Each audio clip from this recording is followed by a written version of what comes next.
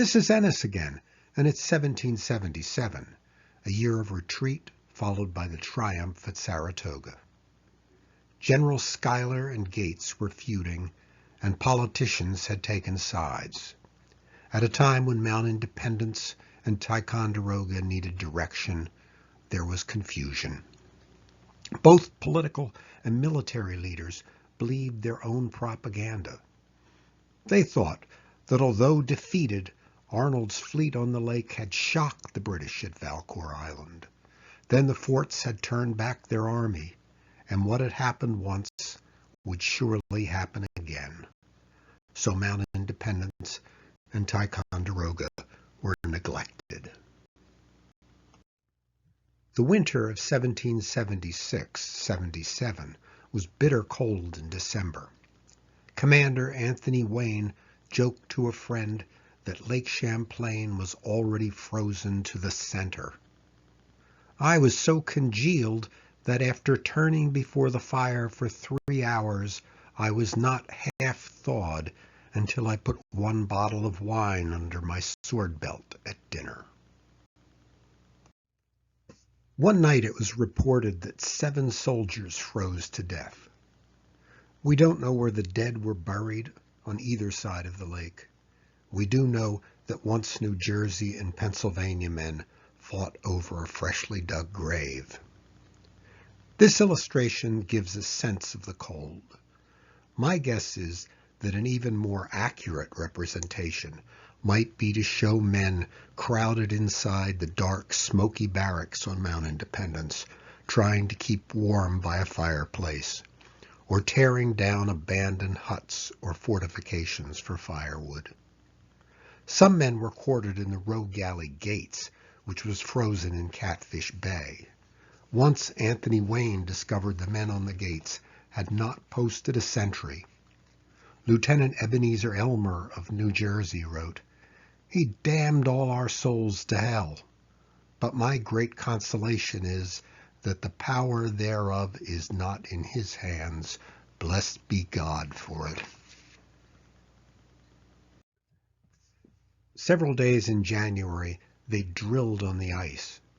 Lieutenant Elmer commented, "This day, though cold, the whole of the troops were paraded on the ice and continued going through sundry maneuvers for 2 or 3 hours till we like to have perished."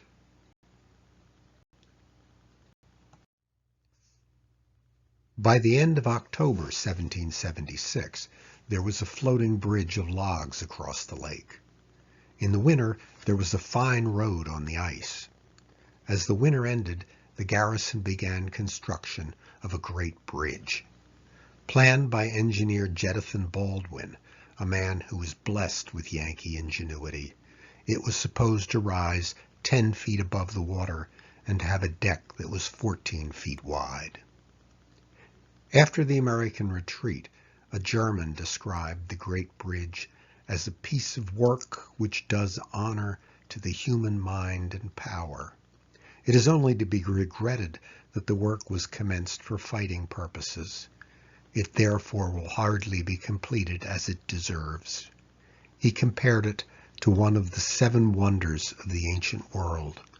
And then, notably for a man from a German duchy hired by a monarchy to suppress a young republic, he commented on the unfailing courage of the men who nearly completed the bridge. He said, "Such perseverance is seldom found in history except in a republic, where a general participation in a common cause would inspire and hold it. It is rarely, if ever, found in monarchies." Excuse an editorial comment here. I wonder whether today we have enough perseverance and common purpose to build a great bridge.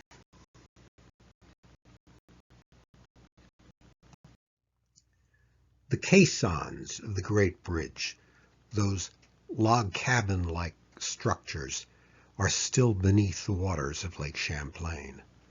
A log occasionally surfaces. These photos come from 1991.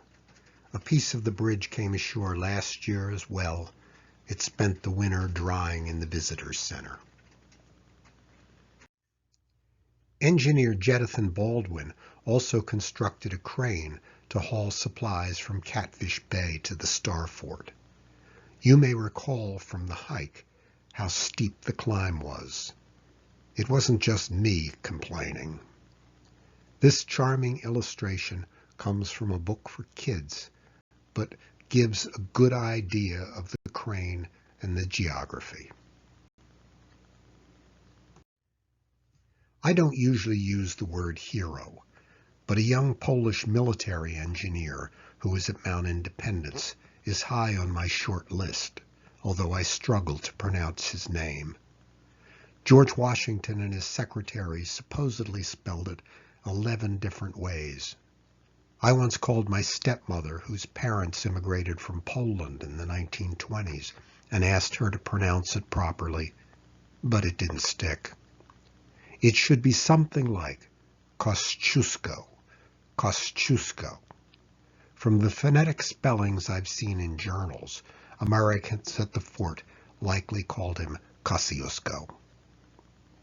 Kosciuszko was 31 in 1777.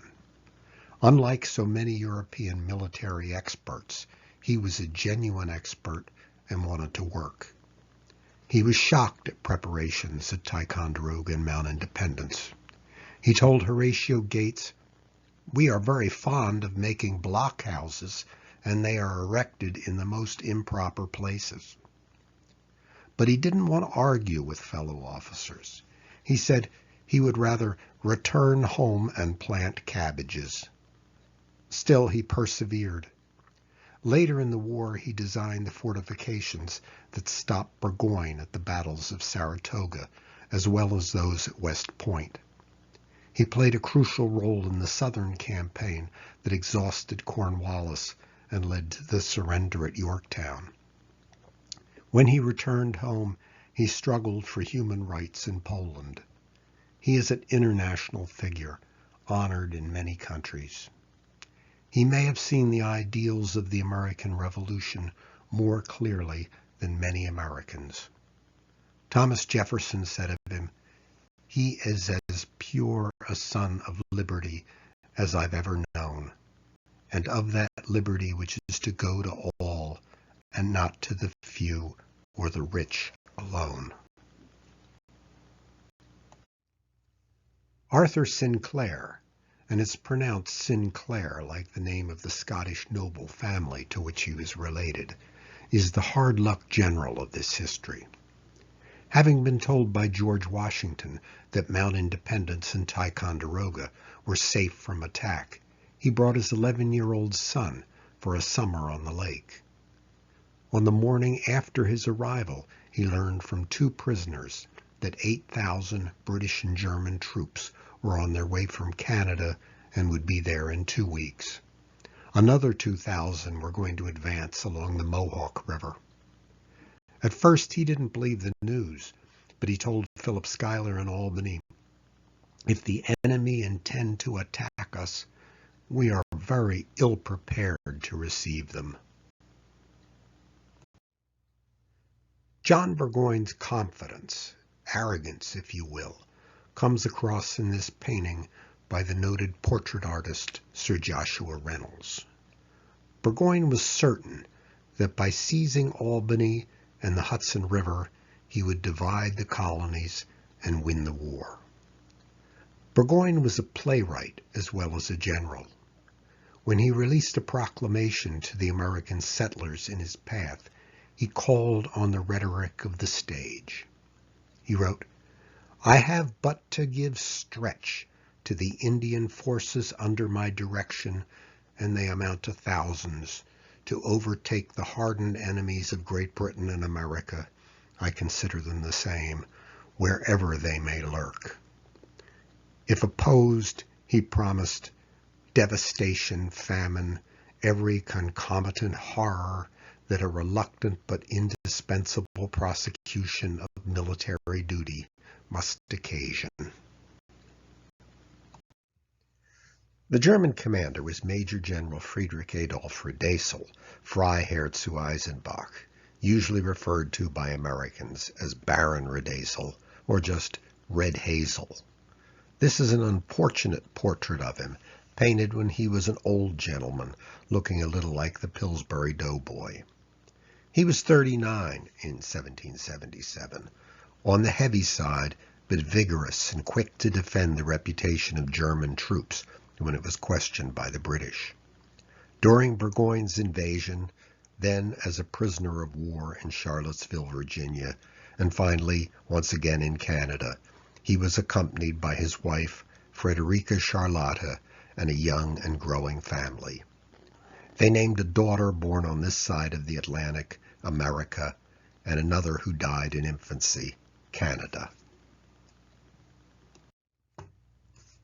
Although it's an exaggeration and an unlikely scene, I like this illustration because it suggests the power of Burgoyne's invasion.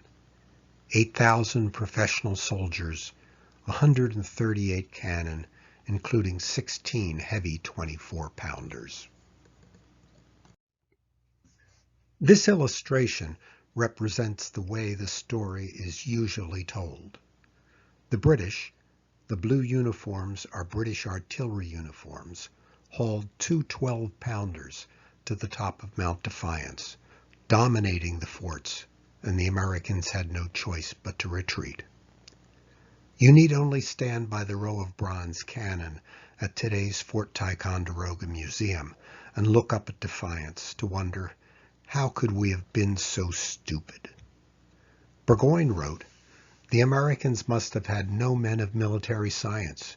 They seem to have expended great treasure and the unwearied labor of more than a year to fortify, upon the supposition that we should only attack them upon the point where they were best prepared to resist." But that's far from the entire story. Burgoyne's cannon to the north were preparing to open fire on the lines and redoubts outside old Fort Ticonderoga.